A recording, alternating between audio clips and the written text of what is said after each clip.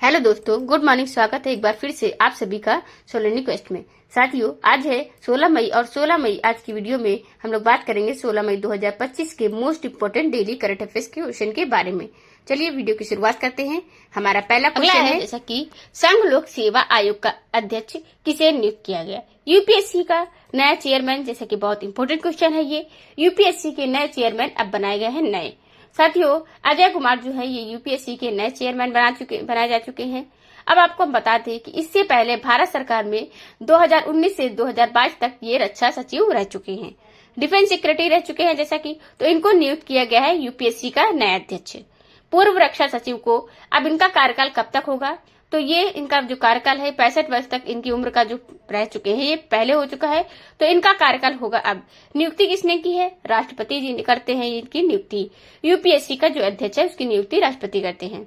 UPSC की स्थापना कब हुई थी? 1926 में हुई थी इसकी स्थापना। हेडक्वार्टर नई दिल्ली में है इसका। अब भारतीय संविधान में इसका क्या उल्लेख है, जैसे हम बता दें आपको, तो ये एक संवैधानिक संस्था है।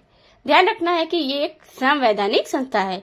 और इसके बारे में अगर बात करें, जिक्र करें, तो अपने संविधान में कहां से कहां तक है इसका जो आर्टिकल होता है, तो आप बता दें कि अनुच्छेद जो 315 से लेकर के 323 तक इसके बारे में दिया हुआ है। 323 तक इसका वर्णन है। यूपीएससी का बहुत इंपॉर्टेंट क्वेश्चन है ये, आपको ये याद रखना है जैसा कि।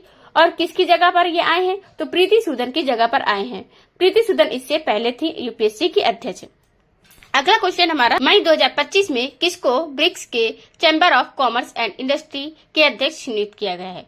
तो सीसीआई का अध्यक्ष जो नियुक्त किया गया अभी हाल ही में हरवंश चावला जी को। किसको नियुक्त किया गया? ये वरिष्ठ वकील हैं और अंतर्राष्ट्रीय व्यापार विशेषज्ञ भी हैं। तो इनको ब्रिक्स में चैम्बर, जो क्या नाम दिया गया है, ब्रिक्स की बात हो रही है, चैम्बर बनाया गया, chamber of commerce and industry का अध्यक्ष नियुक्त किया गया है हरवंश चावला जी को। ब्रिक्स आप जानते हो, ब्रिक्स ये जो अभी आज के टाइम पर आप जानते हो 10 देशों का संगठन बन चुका है।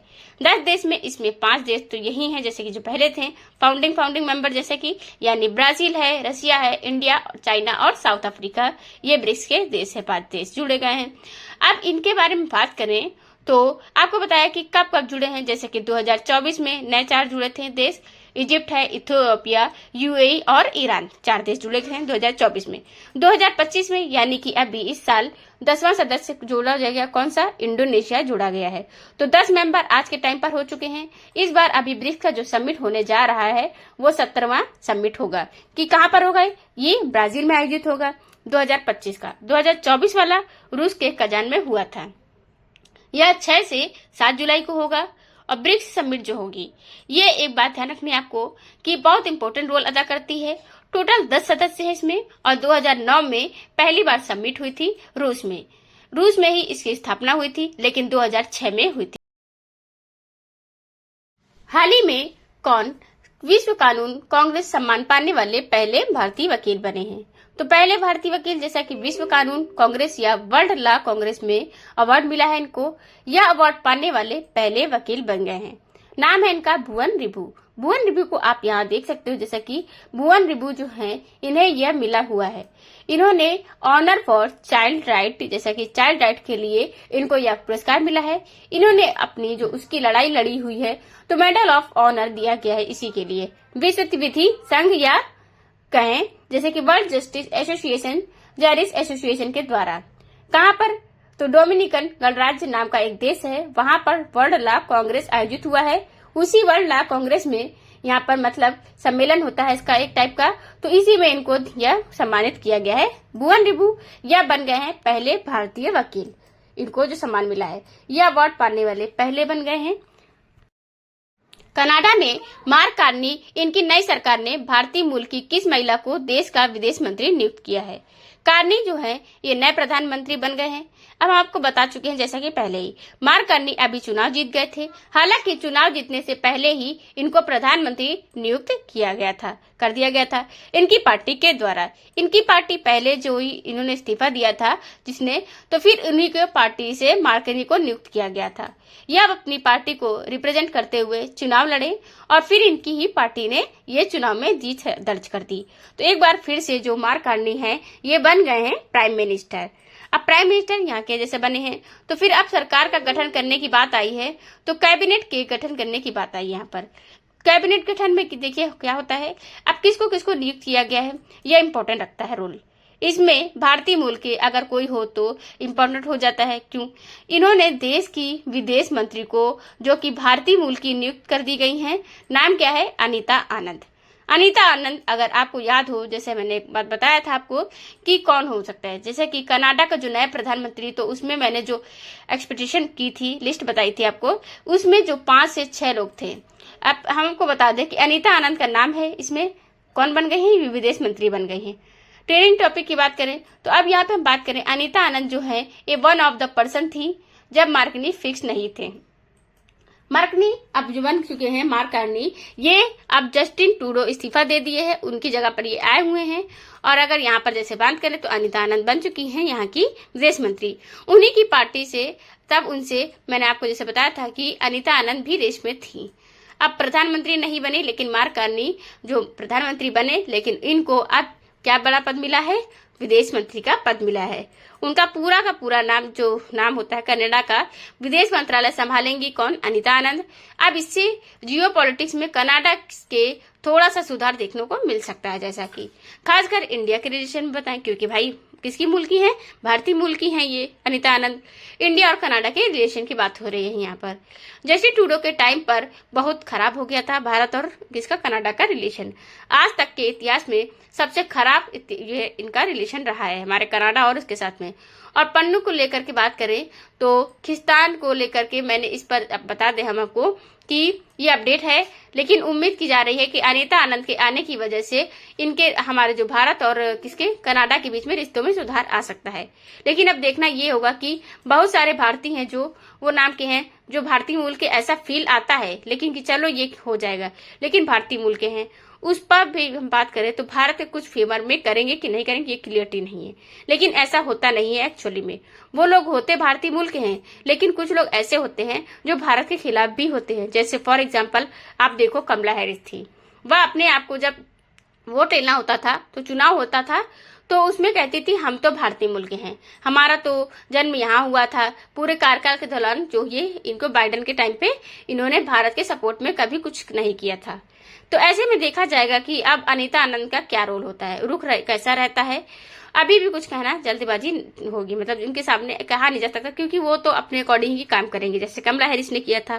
खैर, यहाँ के प्रधानमंत्री मार्क कार्नी है जैसा कि, और इसके अलावा भी भारतीय मूल के 4 लोग, 3 लोग और ऐड किए गए हैं। इसमें टोटल 4 लोग हैं, इनकी कैबिनेट में है, मंत्रालय में। मनिंदर सिंधु अंतर्राष्ट्रीय व्यापार मंत्री हैं, या रूबी सहोता जो अपराध का मुकाबला करने के लिए, रणदीप सराय जो है अंतर्राष्ट्रीय विकास के लिए। तो ये 4 लोग टोटल जो हैं, इनको लेकर अनीता को लेकर के जोड़ लिया गया है। भारतीय मूल के हैं कनाडा में। कनाडा में मंत्रालय में बात करें तो कनाडा की राजधानी है ओटावा होती है। कनाडियन डॉलर यहाँ की करेंसी होती है। मार्क कार्नी यहाँ के जैसे कि प्रधानमंत्री हैं। चलिए, अगला क्वेश्चन आयोजित सीसीआई बिलियर्ड्स चैंपियनशिप 2025 किसने जीता हुआ है? तो बिलियर्ड्स फिर से आ गया है जैसा। तो बिलियर्ड्स हो या स्नूकर, जीता कौन है हर बार हमेशा? पंकज आडवाणी जी। पंकज आडवाणी का नाम आपको याद रखना है। यह है भारत के दिग्गज, सबसे ज्यादा विजेता बिलियर्ड्स और स्नूकर के मामले में, चाहे एशिया चैंपियनशिप होती है, यही जीतते हैं। तो अभी मुंबई में जैसा कि सीसीआई का जो बिलियर्ड्स क्लासिक 2025 शुरू हुआ था, उसमें इनको किसको जीत हासिल हुई है? पंकज आडवाणी जी को। इन्होंने फाइनल में ध्रुव सेतवाला को हराया है और यह नए उभरते खिलाड़ी बन गए हैं।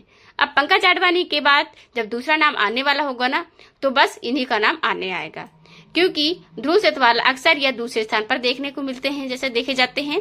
खैर, इनका पंकज आडवाणी का यह तीसरा सीसीआई बिलियर्ड्स का खिताब था। अच्छा, एक टर्म आता है जैसे इसमें क्यों क्यों, कई बार पूछा गया है कि क्यों का जो संबंध है ये किस खेल से है, क्यों का संबंध। तो यह कई बार एग्जाम में बना हुआ क्वेश्चन है। तो क्यों का जो संबंध है ये स्नूकर या बिलियर्ड गेम से होता है, यह बात आपको ध्यान रखना है। कई लोग इसमें शतरंज लगा के चले आते हैं, नहीं, क्योंकि शतरंज का कोई मतलब नहीं है क्यों से। क्यों का मतलब होता है संबंध है स्नूकर या बिलियर्ड्स गेम से है। अगला क्वेश्चन हमारा, मई 2025 में किस राज्य सरकार ने कृत्रिम रेतिया कहे जैसा कि एम-सैंड के उपयोग को बढ़ावा देने के लिए एक नई नीति को मंजूरी दी है? एम-सैंड के उपयोग को अगर बढ़ावा दिया जाएगा महाराष्ट्र में जैसा कि, तो महाराष्ट्र सरकार ने इसके लिए एक नई पॉलिसी लॉन्च की है कि भाई एम जो सैंड को या कहें कृत्रिम रेत को ज्यादा से ज्यादा यूज में लाओ। यहाँ पर आप जैसे देख सकते हो कि हिंदुस्तान टाइम की बात करें तो उसमें आर्टिकल में आया था कि Maharashtra approved policy for promoting artificial sand. इससे क्या होगा, इससे जो नदी वाला रेत है ना उसका दोहन कम से कम हो पाएगा।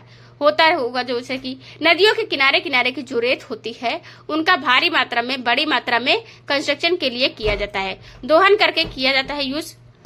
आगे चलकर उनका जो यूज है हम बताएं, इसके नदियों को कटाव और मृदा का जो कटाव है ये सब बहुत ज्यादा होने लगता है।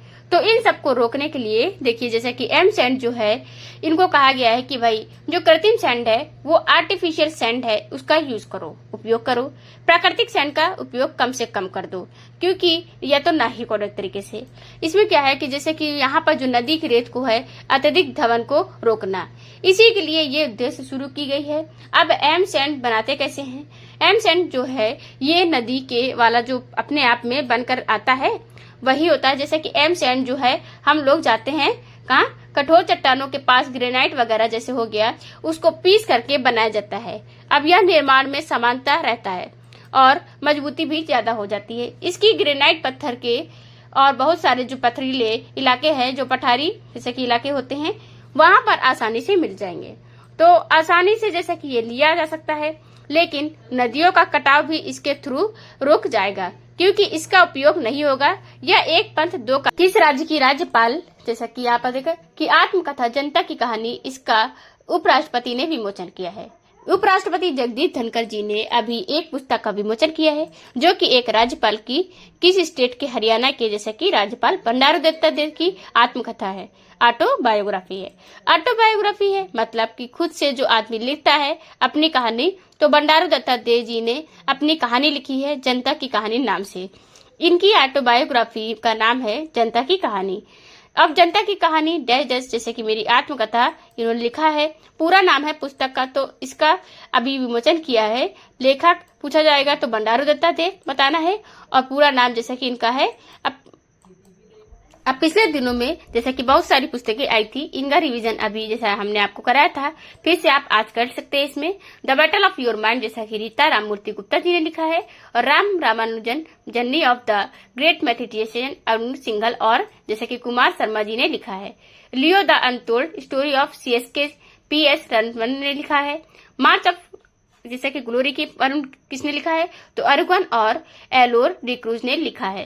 दियाला सलाई पुस्तक के लेखक है कैलाश सत्यार्थी की थी। इंपॉर्टेंट ये पुस्तकें हैं। Life on Mars collected stories जो कि नमिता गोखले की पुस्तक है। The new icon Savarkar and the facts जैसे कि अरुण, जो ये किसकी पुस्तक है, निवावरकर, तो ये पुस्तक है अरुण शौरी जी की। आई एम जैसे कि ये पुस्तक है श्री गोपीचंद P हिंदुजा की है। एक और अश्वत्थामा स्वर्गीय अरोड़ा जी की है। यहीं पर अगर how India scaled mount G20 की बात करें तो ये पुस्तक किसकी है, ये है अमिताभ कांत जी की। भारत सरकार ने किस दिन को आयुर्वेद दिवस के रूप में घोषित कर दिया है? आयुर्वेद दिवस जैसे की बात करें तो इसको घोषित कर दिया है भारत सरकार ने 23 सितंबर को घोषित किया है। आप सुने होंगे कि बहुत बार हमने आपको बताया है कि अब तक आयुर्वेद दिवस जो है ये धनतेरस के दिन मनाया जाता था। धनतेरस के दिन मनाया जाता था, याद होगा कि धनतेरस के दिन धनवंतरी जी की जयंती पर मनाया जाता था। अब ये है कब मनाया जाता है, इनकी याद में जैसा कि मनाया जाता था। अब फिक्स डेट घोषित कर दिया गया है। भारत सरकार ने कहा है इस बार से 23 सितंबर को मनाया जाएगा और अब से हर साल 23 सितंबर को मनाया जाना शुरू होगा।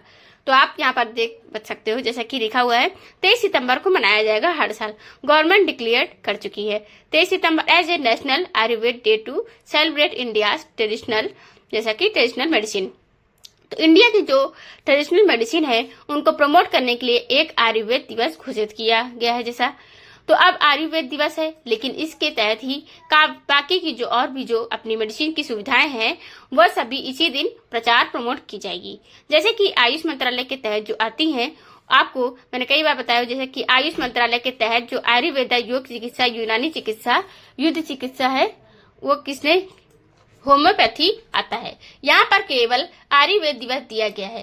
तो इसका मतलब है इसको प्रमोट नहीं कर, ऐसा कि प्रमोट करेंगे जैसा बोला गया।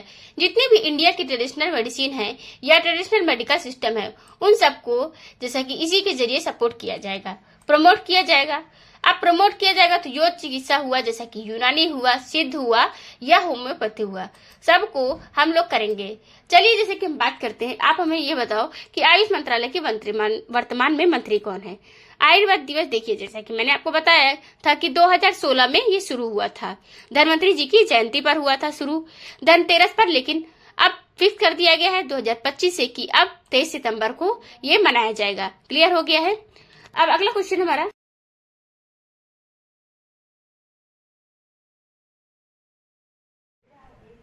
ऑपरेशन सिंदूर के बाद सरकार ने देश में कितने दिनों का तिरंगा यात्रा शुरू किया। तो देखिए, सरकार कहेंगे, जैसे कि पूरी तरीके से कहना सही नहीं होगा, बीजेपी के द्वारा ये शुरू किया गया है। सरकार के द्वारा बैक्ट है कि जैसे कि तो बीजेपी के द्वारा इस प्रकार से शुरुआत की गई है इसकी। 11 दिनों की यह तिरंगा यात्रा है, लेकिन गवर्नमेंट द्वारा जो बैक्ट है इसलिए यह शुरू किया गया है। तो तिरंगा यात्रा ऑपरेशन सिंदूर की जो जीत हासिल हुई है, बताएगा कि अब यह बताने की जरूरत नहीं पड़ती है, लेकिन जरूरत इसलिए पड़ रही है क्योंकि पाकिस्तान ने इतना प्रोपोगंडा जैसा कि फैला रखा था कि इस वजह से थोड़ा सा कुछ लोगों के माइंड में भारत में कंफ्यूजन बना हुआ है कि मतलब अभी तक क्या वाकई में हम लोग की जीत हुई है या नहीं हुई है, क्या हम लोग अच्छे से बदला ले पाए हैं या नहीं। तो इसी के प्रति अवेयरनेस फैलाई जाएगी इसके तिरंगा यात्रा के दौरान। साथ ही साथ देश को एकजुट करने का भी यह एक काम किया जाएगा। तो 22 अप्रैल को पहलगाम आतंकी हमले के बाद ये जो जवाब में हम लोगों ने जो ऑपरेशन सिंदूर किया था, इसके तहत क्या है कि 100 से ज्यादा जो आतंकियों को मार गिराया गया है। पाकिस्तान के बहुत सारे 11 से ज्यादा एयरबेस तबाह। हाल ही में किस पद्म पुरस्कार से सम्मानित कृषि वैज्ञानिक डॉक्टर सुबन्ना अयप्पन का निधन हुआ है। तो डॉक्टर सुबन्ना का निधन हो चुका है, जैसा कि देखो को मिला है। साथियों, जैसा हम बता दें आपको कि एक बहुत ही ये फेमस महान कृषि वैज्ञानिक डॉक्टर सुबन्ना अयन जी एक कृषि के क्षेत्र में योगदान देने वाले व्यक्ति रहे थे। पर्यावरण के क्षेत्र में अच्छा काम कर रहे थे ये, लेकिन अनफॉर्चुनेटली 3 दिन से गायब चल रहे थे और फिर लास्ट में अभी पता चला कि इनकी जो बॉडी मिली है वो कावेरी नदी में मिली है। कावेरी नदी में इनको बॉडी जो है वो मिली हुई है। मतलब आप समझो कि ऐसा तो हो नहीं सकता कि नेचुरल डेथ बॉडी मिली है, मतलब नेचुरल डेथ हुई होगी क्योंकि नदी में मिली है बहती हुई बॉडी इनकी। तो इसका कुछ ना कुछ कारण तो होगा ही। पद्मश्री से यह सम्मानित थे और पद्मश्री से सम्मानित देखिए, जैसा कि साइंटिस्ट है सुबन्ना अयन, ये फाउंड एड इन कर्नाटका रिवर, जैसा कि कहाँ पर पाए गए, कर्नाटक रिवर जो कावेरी है वहां पर पाए गए हैं, इनकी डेड बॉडी पाई गई है कर्नाटक में एक रिवर में यह पाए गए। जैसा कि अब यहाँ पर आरोप वाली बात है कि मतलब आप समझ सकते हो कि आरोप लगाना चाहो तो आप कहीं पर भी लगा सकते हो, जैसे कि, लेकिन बस वही बात है कि पर्यावरण के लिए काम कर रहे थे। और आपको जैसे कि हिंट स्वरूप ही हम बता सकते हैं, जैसा कि कई बार क्या होता है कि जब कोई कुछ जो एनवायरमेंट के लिए होते हैं, जो आवाज उठाते हैं बड़े बड़े लोग, तो बड़े बड़े प्राइवेट प्लेयर के पास के जो ऊपर जो या गवर्नमेंट के ऊपर के जो काम ऊपर होते हैं, वनों का जो दोहन ना करो, आप जंगलों को ना काटो, आप पर्यावरण की चीजें सुरक्षित रखो, ऐसा बोलने वाले जो लोग होते हैं इन पर कुछ ना कुछ एक्शन लिया जाता है। तो कई बार क्या होता है, उनको रास्ते से हटा दिया जाता है। तो वही बात है कि अब ये जांच का विषय है कि क्या होगा, क्या हुआ है इनके साथ। लेकिन कोई पद्मश्री से सम्मानित व्यक्ति ऐसे नदी में तो डूबकर नहीं मरेगा। तो कावेरी नदी में इनका शव पाया गया है कर्नाटक के श्रीरंगपट्टनम में, और 2022 में ही अभी इनको पद्मश्री से सम्मानित किया गया था। तो यह थे साथियों आज के दिन के टॉप 10 करंट अफेयर्स।